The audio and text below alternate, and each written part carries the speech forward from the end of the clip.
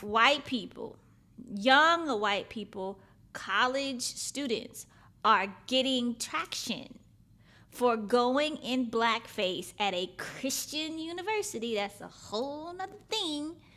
And posting it and not being reprimanded, not having any issue with it. Like, it's cool.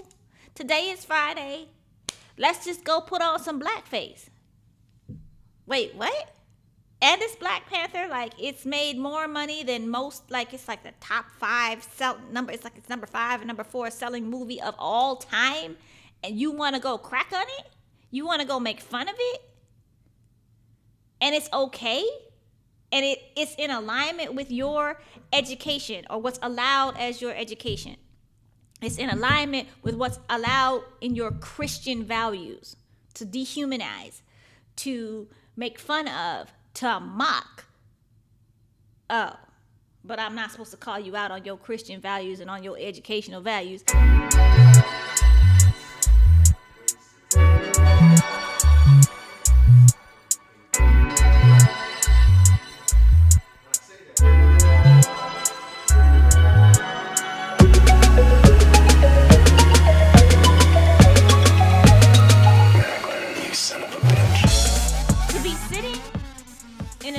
Position isn't the problem, but we all know who most of our elected officials are and what they look like. We know the structures and the powers that be.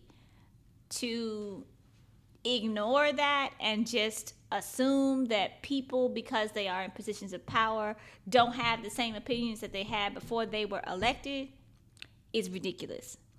A position of power just exacerbates it and allows us to see who they really were in the first place.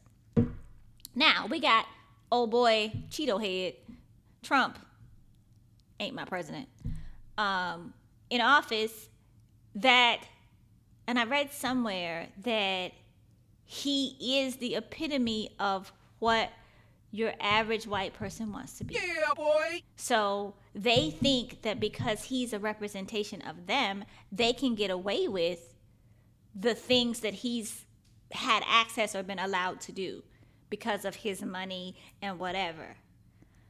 But I am not like the rest of them folks. A lot of the folks are in my generation and our generation and younger are not passive. They're not going to sit back and let you just call them out their name or do whatever. They're just not. They're going to record you. They're going to sue you. You might get punched. Like, we're not trying to sit back and take somebody calling us monkeys and telling us to go back to Africa. We're not taking somebody putting on blackface. How come I don't get no big chair?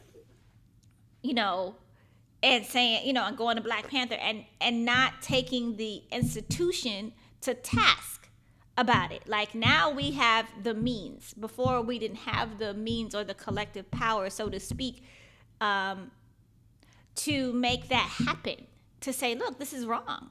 And we have the receipts, as we say now. We have the evidence to make it work, to say, look, if you don't address this, this is how you're going to lose, period, point blank. Because nobody's going to want to come to your university.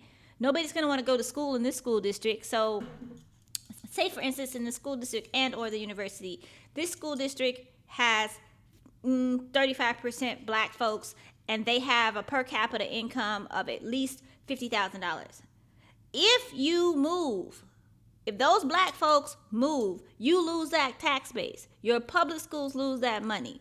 If your woke white folks don't want to deal with that either, and they make more money, that's more taxes. So they're leaving your spaces to go find someplace else to raise their kids. Your public schools lose. Same with the universities. You won't have the support of your alumni of color, your woke alumni, whatever. You won't have that pool of money to be able to give out these scholarships and build these new buildings or whatever if you continue to support this situation.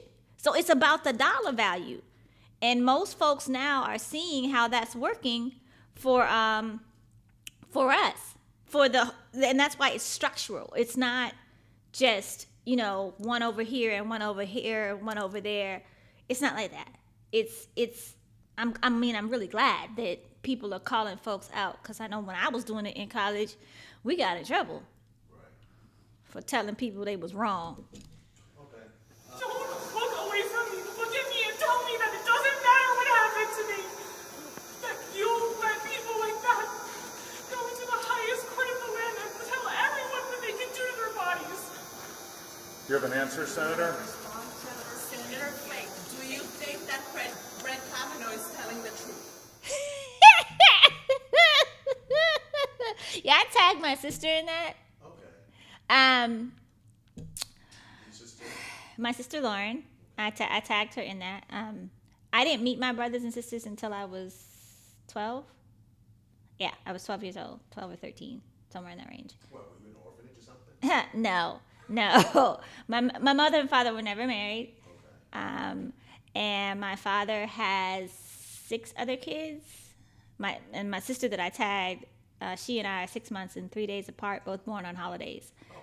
Yeah, so I get it.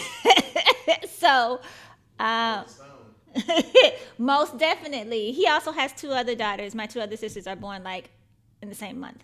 Like, right. Yeah. So he does that. But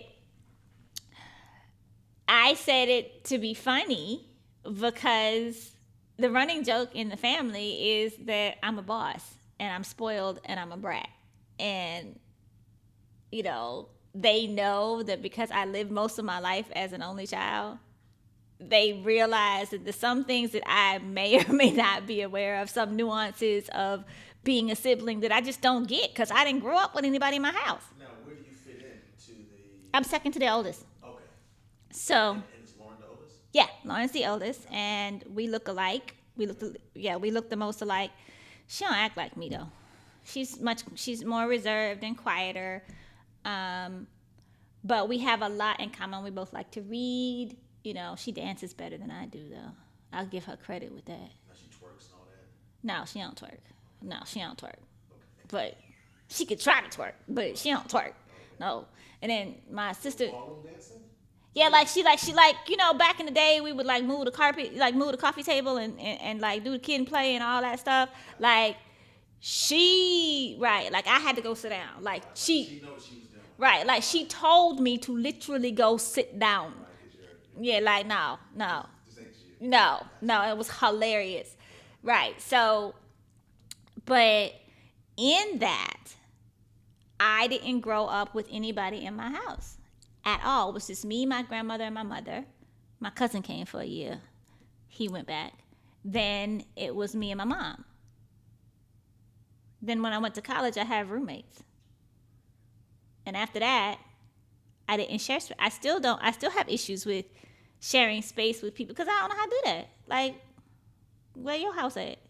So, having a sister makes you a better person. Yeah, cause it literally helped me calm down and get out of my little bubble. Gotcha. You know, cause I can be, anybody from back in the day could tell you I could be a real brat. Like my friend Anita would tell you that I would go to her sleepovers at her house and walk home because I didn't want to stay. Like I was that kid. I was the one. I ain't gotta stay here. I'm leaving. Bye.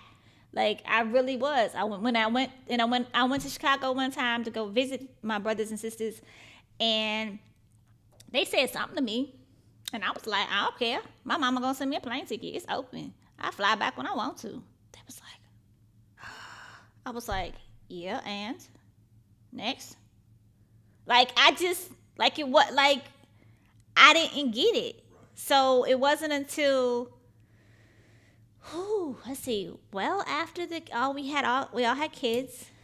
Lauren, when I was living in Durham, which was probably about 10 years ago, Lauren was going through some craziness in her life, and I suggested that she come there. She came and lived with me, her and her kids, me and my kids. So it was like 2 adults and 6 kids, and it was crazy. And then my sister Tamika also lived in Durham. So it was the first time in life we had ever lived in the same city. We had never, so I didn't know how. But not all 3 of you at the same time. We were all in Durham at the same time. Right, but not No, Tamika, no. No, you don't know Tamika. That would never happen. Like, never in life. She would have been like, I will help you get your own place, but you ain't living with me. Love her to death, but she really, She needs to be on her own. right. So it was a revelation, because we don't actually, like, we work really hard to have conversation. Like, me and Lauren will talk once or twice a week. Sometimes we used to talk like every day. But we could go. Now we don't go like a week without speaking. But before, we would go months. It was like, I got a sister. I don't talk to my brothers. Not really. Like, I'll see them on Facebook, and we cool. I'll see you like family reunion or when I'm out there or whatever. But it's not Like the relationship we have with your sister. not at all. Okay. So, I thought it was fun, and I just thought I would poke fun at myself. Okay. So, I guess that's it for now. So, until next time, y'all have fun. I'm just so excited. Find your harmony. Make keeping it your purpose. Peace. Sergeant at Arms will restore order in the gallery.